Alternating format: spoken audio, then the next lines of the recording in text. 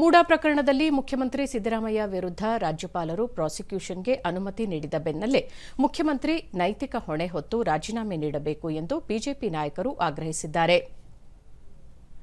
BJP ರಾಜ್ಯಾಧ್ಯಕ್ಷ B Y Vijayendra ರಾಜ್ಯಪಾಲರು ತಮ್ಮ ಸಂವಿಧಾನದತ್ತ ಅಧಿಕಾರ ಚಲಾಯಿಸಿ ಮುಖ್ಯಮಂತ್ರಿಗಳ ಮೂಡಾ ಹಗರಣದ ದೂರಿಗೆ ಕಾನೂನು ಕ್ರಮ ಕೈಗೊಳ್ಳಲು ಅನುಮತಿ ನೀಡಿದ್ದಾರೆ. ಪ್ರಕರಣದ ತನಿಖೆ ಪಾರದರ್ಶಕವಾಗಿ ನಡೆಯಲು ಅನುಕೂಲವಾಗುವಂತೆ ಈಗಲಾದರೂ ನೈತಿಕ ಹೊಣೆ ಹೊತ್ತು ರಾಜೀನಾಮೆ ನೀಡಿ ಮುಖ್ಯಮಂತ್ರಿ ಸ್ಥಾನದ ಘನತೆ ಉಳಿಸಲಿ ಎಂದು ಎಕ್ಸ್ ಖಾತೆಯಲ್ಲಿ ತಿಳಿಸಿದ್ದಾರೆ.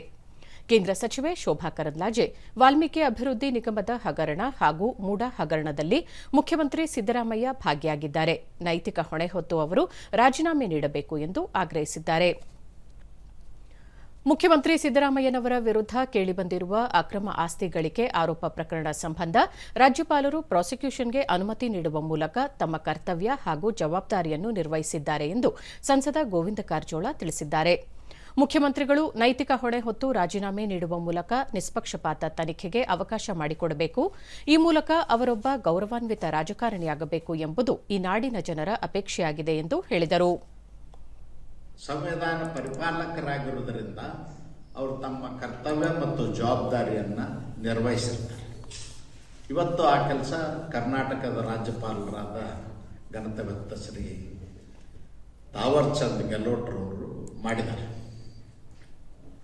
ಇವತ್ತು ಸಿದ್ದರಾಮಯ್ಯನವ್ರ ಮುಂದೆ ಇರ್ತಕ್ಕಂಥ ಪ್ರಶ್ನೆ ಒಂದೇ, ನೈತಿಕತೆ ಹೊತ್ತು ರಾಜೀನಾಮೆ ಕೊಟ್ಟು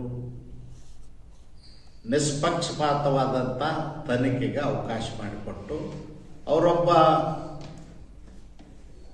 ಗೌರವಾನ್ವಿತ ರಾಜಕಾರಣಿ ಆಗಬೇಕು ಅನ್ನೋದು ಈ ನಾಡಿನ ಜನರ ಅಪೇಕ್ಷೆ. ನಾನು ಹೇಳಿದೆ, ರಾಜ್ಯಪಾಲರ ನಡೆ ಖಂಡಿಸಿ ಹೋರಾಟ ಮಾಡ್ತೀವಿ ಅನ್ನೋದು ಬಂಡತನದ ಮಾತಾಗ್ತದೆ.